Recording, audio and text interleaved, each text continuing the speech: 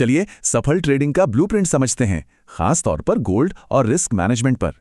एक ट्रेडर और एक जुआरी में आखिर क्या फर्क है? ये किस्मत का खेल नहीं है।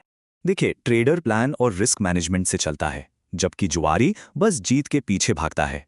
और यही वो बात है जो एक ट्रेडर को जुआरी से अलग करती है। चलिए इसी पर आगे बात करते हैं।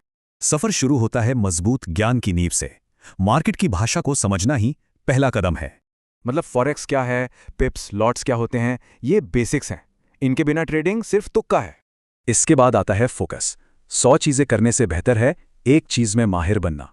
और यही फोकस एक ट्रेडिंग पेयर जैसे गोल्ड पर भी लागू होता है। इसके पैटर्न को समझना जरूरी है।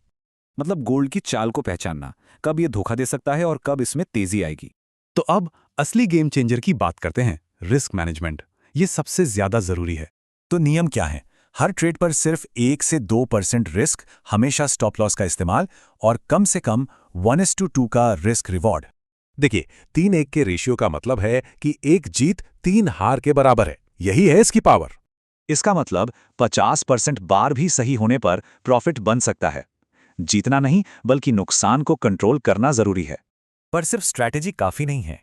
80% खेल तो माइंडसेट का है और सिर्फ 20% स्ट्रैटेजी। और ये हैं कुछ इमोशनल गलतियां। ओवर ट्रेडिंग, रिवेंज ट्रेडिंग और फोमो, इनसे बचना ही है। इमोशंस को कंट्रोल करने का सबसे ताकतवर नियम, no setup is equal to no trade. बस इतना ही। रिस्क और साइकोलॉजी पर कंट्रोल के बाद अब बारी है एक डेली सिस्टम बनाने की। मतलब एक पक्का ट्रेडिंग प्लान, एंट्री एग्जिट के नियम, रिस्क और ट्रेडिंग का समय। इसे बस फॉलो करना है। गोल्ड ट्रेडिंग में टाइमिंग बहुत जरूरी है, इसलिए इन सेशंस जैसे लंदन और न्यूयॉर्क को समझना ही होगा। और अपनी स्ट्रैटेजी पर भरोसा कैसे करें? बैक टेस्टिंग और फॉरवर्ड टेस्टिंग से।